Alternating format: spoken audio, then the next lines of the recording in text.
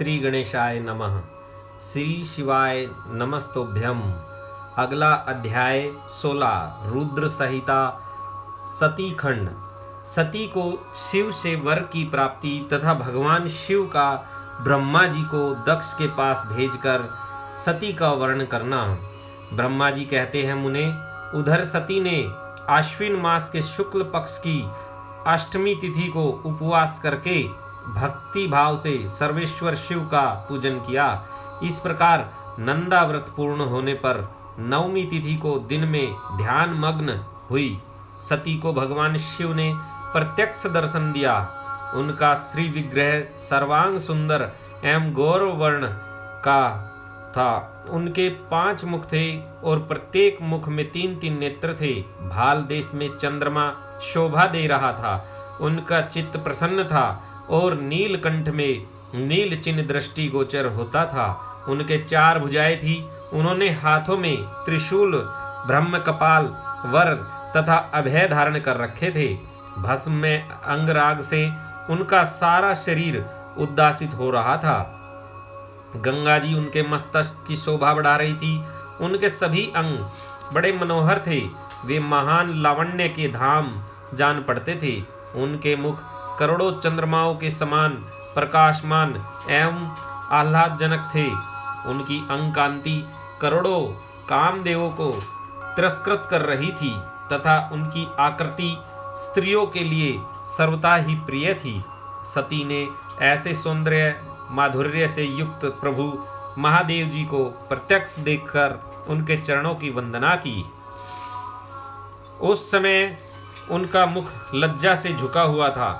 तपस्या के पुंज का फल प्रदान करने वाले महादेव जी उन्हीं के लिए कठोर व्रत धारण करने वाली सती को पत्नी बनाने के लिए प्राप्त करने की इच्छा रखते हुए भी उनसे इस प्रकार बोले। महादेव जी ने कहा, उत्तम व्रत का पालन करने वाली दक्ष नंदिनी, मैं तुम्हारे इस व्रत से बहुत प्रसन्न हूँ, इसलिए कोई वर मांगो। तुम्हारे मन को जो अभीष्ट होगा वही वर मैं तुम्हें दूंगा। ब्रह्मा जी कहते हैं, मुने, जगदीश्वर महादेव जी यद्यपि सती को मनोभाव से जानते थे तो भी उनकी बात सुनने के लिए बोले, कोई वर मांगो। परंतु सती लज्जा के अधीन हो गई थी, इसलिए उनके हृदय में जो बात थी उसे वे स्पष्ट शब्दों में कह न सकी। उनका जो अभीष्ट मनोरथ था वह लज्जा से आच्छादित हो गया। प्राणवल्लभ शिव का प्रिय वचन सुनकर सती अत्यंत प्रेम में मग्न हो गई। इस बात को जानकर भक्त वत्सल भगवान शंकर बड़े प्रसन्न हुए और शीघ्रता पूर्वक बारंबार कहने लगे, वर मांगो, वर मांगो। सत्पुरुषों के आश्रयभूत अंतर्यामी शंभु सती की भक्ति के वशीभूत हो गए थे। तब सती ने अपनी लज्जा को रोककर महादेव जी से कहा, वर देने वाले प्रभो, मुझे मेरी इच्छा के अनुसार ऐसा वर दीजिए जो टल न सके। भक्त वत्सल भगवान शंकर ने देखा सती अपनी बात पूरी नहीं कह पा रही है, तब वे स्वयं ही उनसे बोले, देवी, तुम मेरी भार्या हो जाओ। अपने अभीष्ट फल को प्रकट करने वाले उनके इस वचन को सुनकर आनंद मग्न हुई सती चुपचाप खड़ी रह गई, क्योंकि वे मनोवांछित वर पा चुकी थी।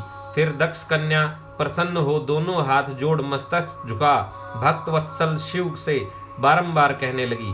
सती बोली, देवाधिदेव महादेव प्रभो, जगतपते, आप मेरे पिता को कहकर वैवाहिक विधि से मेरा पाणी ग्रहण करें। ब्रह्मा जी कहते हैं, नारद, सती की यह बात सुनकर भक्त वत्सल महेश्वर ने प्रेम से उनकी ओर देखकर कहा, प्रिय, ऐसा ही होगा। तब दक्ष कन्या सती भी भगवान शिव को प्रणाम करके भक्ति पूर्वक विदा मांग जाने की आज्ञा प्राप्त करके मोह और आनंद से युक्त हो माता के पास लौट गई। इधर भगवान शिव भी हिमालय पर अपने आश्रम में प्रवेश करके दक्ष कन्या सती के वियोग से कुछ कष्ट का अनुभव करते हुए उन्हीं का चिंतन करने लगे। देवर्षि फिर मन को एकाग्र करके लौकिक गति का आश्रय ले भगवान शंकर ने मन ही मन मेरा स्मरण किया। त्रिशूलधारी महेश्वर के स्मरण करने पर उनकी सिद्धि से प्रेरित हो मैं तुरंत ही उनके सामने जा खड़ा हुआ। तात हिमालय के शिखर पर जहां सती के वियोग का अनुभव करने वाले महादेव जी विद्यमान थे, वहीं मैं सरस्वती के साथ उपस्थित हो गया। देवर्षे, सरस्वती सहित मुझे आया देख सती के प्रेम पाश में बंधे हुए शिव उत्सुकता पूर्वक बोले। शंभु ने कहा, ब्राह्मण, मैं जब से विवाह के कार्य में स्वार्थ बुद्धि पर बैठा हूं, तब से अब मुझे इस स्वार्थ में ही सत्व का सा प्रतीत होता है। दक्ष कन्या सती ने बड़ी भक्ति से मेरी आराधना की है। उसके नंदा व्रत के प्रभाव से मैंने उसे अभीष्ट वर देने की घोषणा की। ब्राह्मण, तब उसने मुझसे यह वर मांगा कि आप मेरे पति हो जाइए। यह सुनकर सर्वथा संतुष्ट हो मैंने भी कह दिया कि तुम मेरी पत्नी हो जाओ। तब दाक्षायणी सती मुझसे बोली, जगतपते, आप मेरे पिता को सूचित करके वैवाहिक विधि से मुझे ग्रहण करें। ब्राह्मण, उसकी भक्ति से संतोष होने के कारण मैंने उसका वह अनुरोध भी स्वीकार कर लिया। विधात, तब सती अपनी माता के घर चली गई और मैं यहाँ चला आया। इसलिए अब तुम मेरी आज्ञा से दक्ष के घर जाओ और ऐसा यत्न करो जिससे प्रजापति दक्ष शीघ्र ही मुझे अपनी कन्या का दान कर दे। उनके इस प्रकार आज्ञा देने पर मैं कृत्य कृत्य और प्रसन्न हो गया तथा उन भक्तवत्सल विश्वनाथ से इस प्रकार बोला, मुझ ब्रह्मा ने कहा, भगवान शंभो, आपने जो कुछ कहा है उस पर भली भांति विचार करके हम लोगों ने पहले ही उसे सुनिश्चित कर दिया है। वृषभध्वज, इसमें मुख्यतः देवताओं का और मेरा भी स्वार्थ है। दक्ष स्वयं ही अपने आप को अपनी पुत्री प्रदान करेंगे, किंतु आपकी आज्ञा से मैं भी उनके सामने आपका संदेश कह दूंगा। सर्वेश्वर महाप्रभु महादेव जी से ऐसा कहकर मैं अत्यंत वेगशाली रथ के द्वारा दक्ष के घर जा पहुंचा। नारद जी ने पूछा, वक्ताओं में श्रेष्ठ महाभाग विधात बताइए, जब सती घर पर लौट कर आई तब दक्ष ने उनके लिए क्या किया? ब्रह्मा जी ने कहा, तपस्या करके मनोवांछित वर पाकर सती जब घर को लौट गई तब वहां उन्होंने माता पिता को प्रणाम किया। सती ने अपनी सखी के द्वारा माता पिता को तपस्या संबंधी सब विचार कहलवाया। सखी ने यह भी सूचित किया कि सती को महेश्वर से वर की प्राप्ति हुई है। वे सती को भक्ति से बहुत संतुष्ट हुए हैं। सखी के मुंह से सारा वृतांत सुनकर माता पिता को बड़ा आनंद प्राप्त हुआ और उन्होंने महान उत्सव किया। उद्दार चित्ता दक्ष और महास्वामिनी वीरणी के ब्राह्मणों को उनकी इच्छा के अनुसार द्रव्य दिया तथा अन्याय अंधों और दीनों को भी धन बांटा। प्रसन्नता बढ़ाने वाली अपनी पुत्री को हृदय से लगाकर माता वीरणी ने उसका मस्तक सूंघा और आनंद मग्न होकर उसकी बारंबार प्रशंसा की।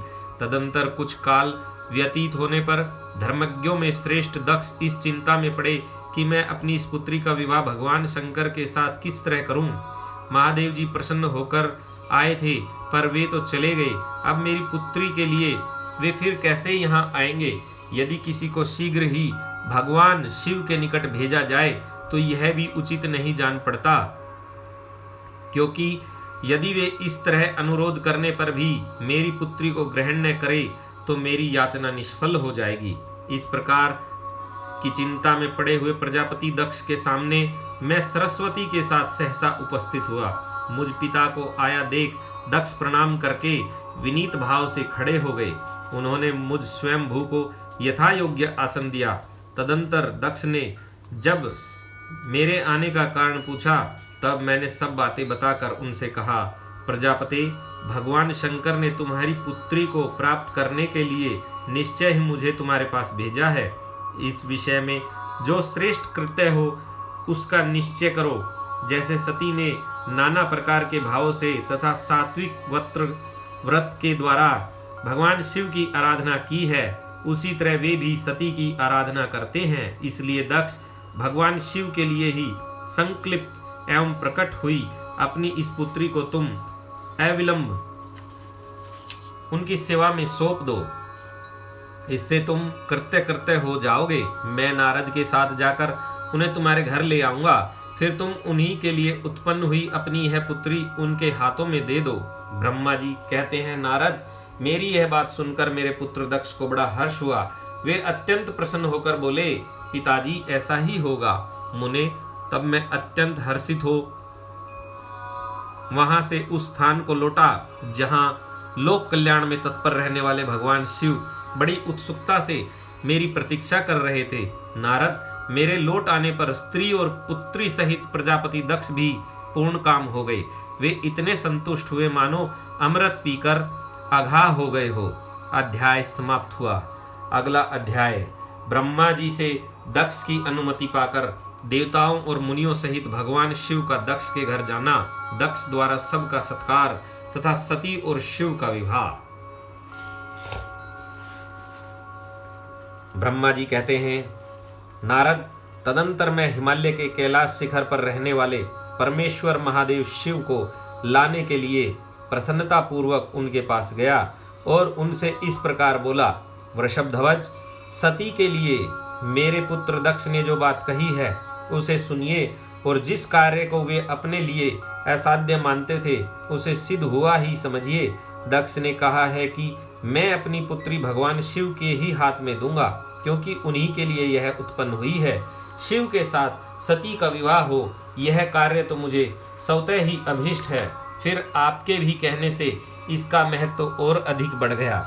मेरी पुत्री ने स्वयं इसी उस उद्देश्य से भगवान शिव की आराधना की है और इस समय शिव जी भी मुझसे इसी के विषय में अन्वेषण पूछताछ कर रहे हैं। इसलिए मुझे अपनी कन्या अवश्य ही भगवान शिव के हाथ में देनी है।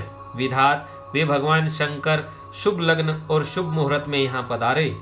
उस समय मैं उन्हें शिक्षा के तौर पर अपनी यह पुत्री दे दूंगा। वृषभध्वज, मुझसे दक्ष ने ऐसी बात कही है, अतः आप शुभ मुहूर्त में उनके घर चलिए और सती को ले आइए। मुने, मेरी यह बात सुनकर भक्त वत्सल रुद्र लौकिक गति का आश्रय ले हंसते हुए मुझसे बोले, संसार की सृष्टि करने वाले ब्रह्मा जी, मैं तुम्हारे और नारद के साथ ही दक्ष के घर चलूंगा, अतः नारद का स्मरण करो। अपने मरीचि आदि मानस पुत्रों को भी बुला लो। विधे, मैं उन सब के साथ दक्ष के निवास स्थान पर चलूंगा। मेरे पार्षद भी मेरे साथ रहेंगे। नारद लोकाचार के निर्वाह में लगे हुए भगवान शिव के इस प्रकार आज्ञा देने पर मैंने तुम्हारा और मरीचि आदि पुत्रों का भी स्मरण किया। मेरे याद करते ही तुम्हारे साथ मेरे सभी मानस पुत्र मन में आदर की भावना लिए शीघ्र ही वहां आ पहुंचे। उस समय तुम सब लोग हर्ष से उत्फुल्ल हो रहे थे। फिर रुद्र के स्मरण करने पर शिव भक्तों के सम्राट भगवान विष्णु भी अपने सैनिकों तथा कमला देवी के साथ गरुड़ पर आरूढ़ हो तुरंत वहां आ गए। तदंतर चैत्र मास के शुक्ल पक्ष की त्रयोदशी तिथि में रविवार को पूर्वा फागुनी नक्षत्र में मुझ ब्रह्मा और विष्णु आदि समस्त देवताओं के साथ महेश्वर ने विवाह के लिए यात्रा की। मार्ग में उन देवताओं और ऋषियों के साथ यहाँ यात्रा करते हुए भगवान शंकर बड़ी शोभा पा रहे थे।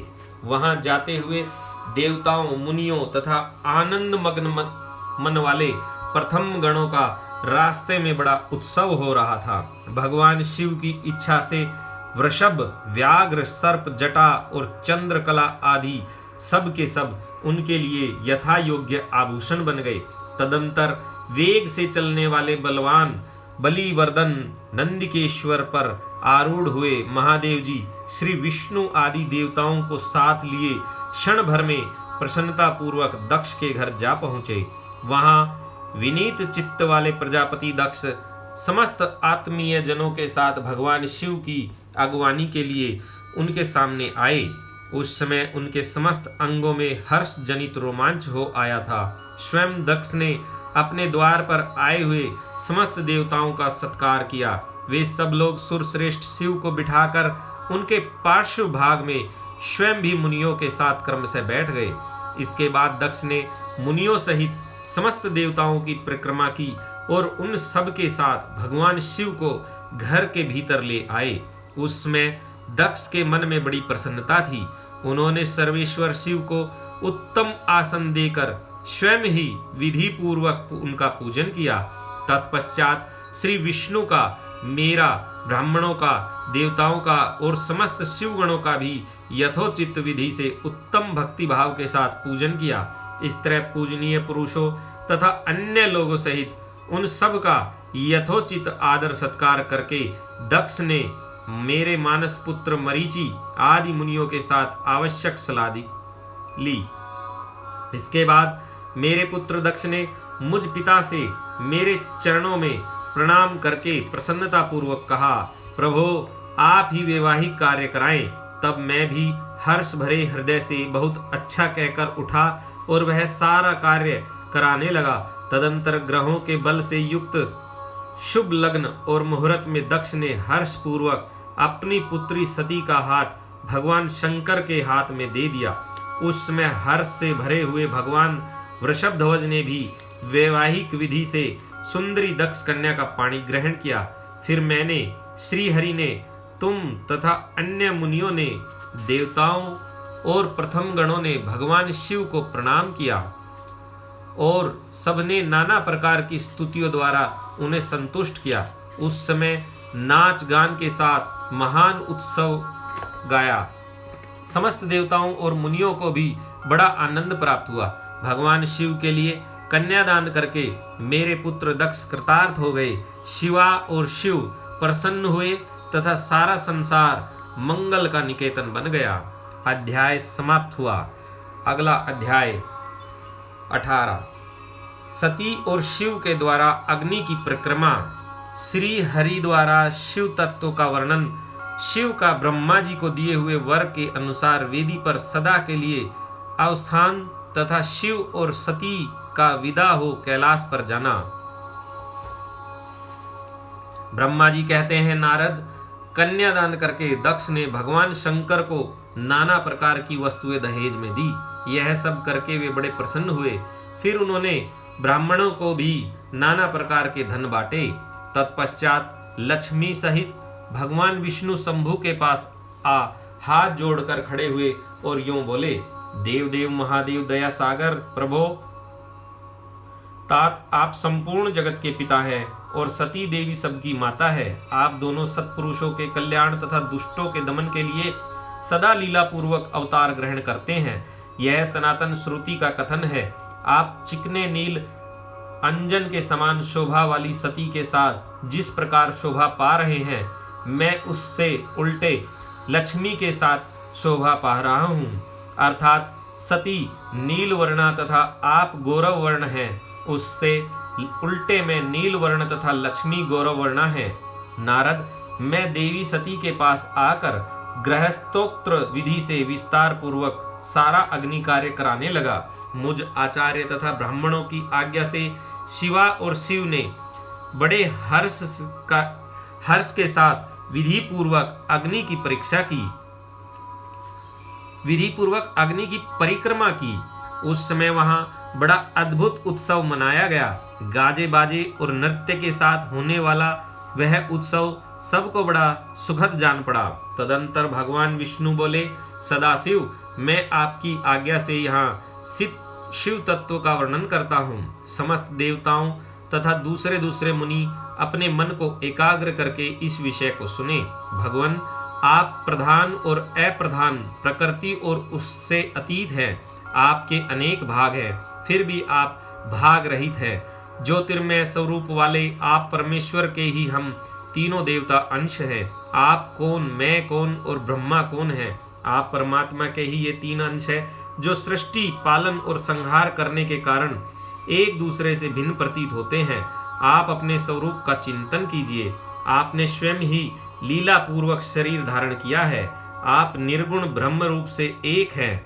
आप ही सगुण ब्रह्म हैं और हम ब्रह्मा, विष्णु तथा रुद्र तीनों आपके अंश हैं। जैसे एक ही शरीर के भिन्न भिन्न अवयव मस्तक, ग्रीवा आदि नाम धारण करते हैं, तथापि उस शरीर से वे भिन्न नहीं हैं, उसी प्रकार हम तीनों अंश आप परमेश्वर के ही अंग हैं, जो ज्योतिर्मय आकाश के समान सर्वव्यापी एवं निर्लेप स्वयं ही अपना धाम, पुराण, कुटस्थ अव्यक्त, अनंत, नित्य तथा दीर्घ आदि विशेषणों से रहित निर्विशेष ब्रह्म है, वही आप शिव है।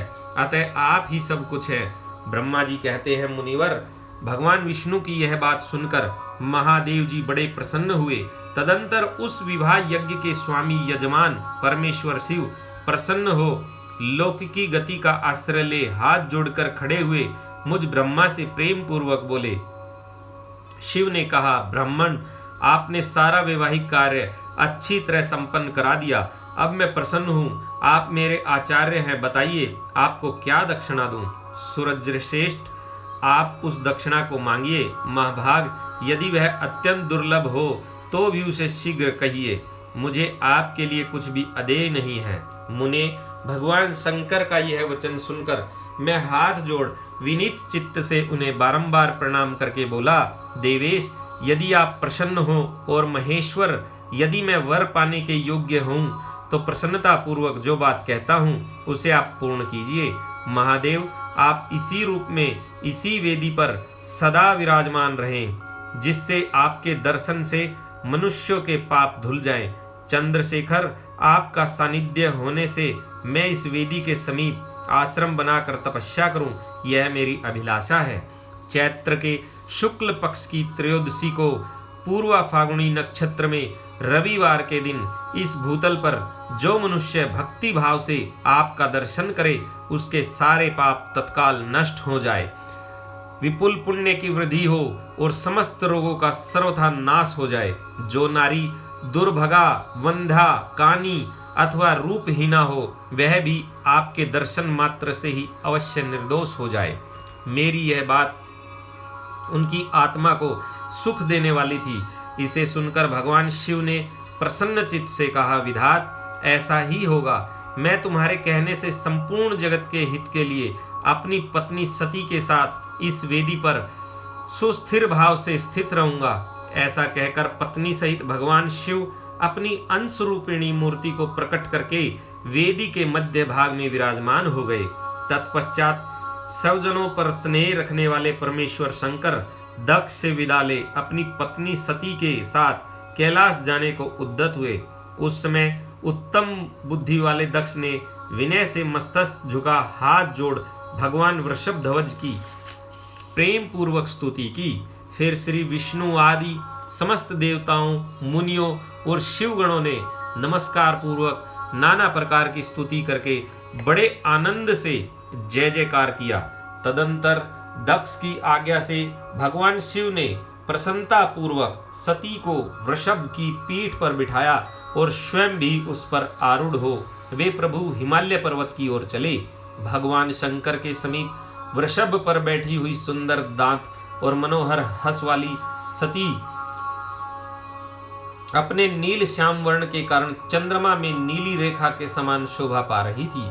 उस समय उन नव दंपत्ति की शोभा देख श्री विष्णु आदि समस्त देवता, मरीचि आदि महर्षि तथा दूसरे लोग ठगे से रह गए, हिलडुल भी न सके तथा दक्ष भी मोहित हो गए। तत्पश्चात कोई बाजे बजाने लगे और कोई दूसरे लोग मधुर स्वर से गीत गाने लगे। कितने ही लोग प्रसन्नता पूर्वक शिव के कल्याण में उज्जवल यश का गान करते हुए उनके पीछे पीछे चले। भगवान शंकर ने बीच रास्ते से दक्ष को प्रसन्नता पूर्वक लौटा दिया और स्वयं प्रेमाकुल हो प्रथम गणों के साथ अपने धाम को जा पहुंचे। यद्यपि भगवान शिव ने विष्णु आदि देवताओं को भी विदा कर दिया था, तो भी वे बड़ी प्रसन्नता और भक्ति के साथ पुनः उनके साथ हो लिए। उन सब देवताओं, प्रथम गणों तथा अपनी पत्नी सती के साथ हर्ष भरे शंभु हिमालय पर्वत से सुशोभित अपने कैलाश धाम में जा पहुंचे। वहां जाकर उन्होंने देवताओं, मुनियों तथा दूसरे लोगों का बहुत आदर सम्मान करके उन्हें प्रसन्नता पूर्वक विदा किया। शंभु की आज्ञा ले वे विष्णु आदि सब देवता तथा मुनि नमस्कार और स्तुति करके मुख पर प्रसन्नता की छाप लिए अपने अपने धाम को चले गए। सदा शिव का चिंतन करने वाले भगवान शिव भी अत्यंत आनंदित हो हिमालय के शिखर पर रहकर अपनी पत्नी दक्ष कन्या सती के साथ विहार करने लगे। सूत जी कहते हैं, मुनियों, पूर्व काल में स्वयंभू मनवंतर में भगवान शंकर और सती का जिस प्रकार विवाह हुआ वह सारा प्रसंग मैंने तुमसे कह दिया। जो विवाह काल में यज्ञ में अथवा किसी भी शुभ कार्य के आरंभ में भगवान शंकर की पूजा करके शांत चित्त से इस कथा को सुनता है, उसका सारा कर्म तथा वैवाहिक आयोजन बिना किसी विघ्न बाधा के पूर्ण होता है और दूसरे शुभ कर्म भी सदा निर्विघ्न पूर्ण होते हैं। इस शुभ उपाख्यान को प्रेम पूर्वक सुनकर विवाहित होने वाली कन्या भी सुख, सौभाग्य, सुशीलता और सदाचार आदि सद्गुणों से संपन्न साध्वी स्त्री तथा पुत्रवती होती है। अध्याय 20 समाप्त हुआ। इससे अगला अध्याय होगा सती का प्रश्न तथा उसके उत्तर में भगवान शिव द्वारा ज्ञान एवं नवधा भक्ति के स्वरूप का विवेचन। आज की कथा यहीं पर समाप्त होती है। हर हर महादेव, जय शिव शंकर। श्री शिवाय नमस्तोभ्यम, श्री शिवाय नमस्तोभ्यम।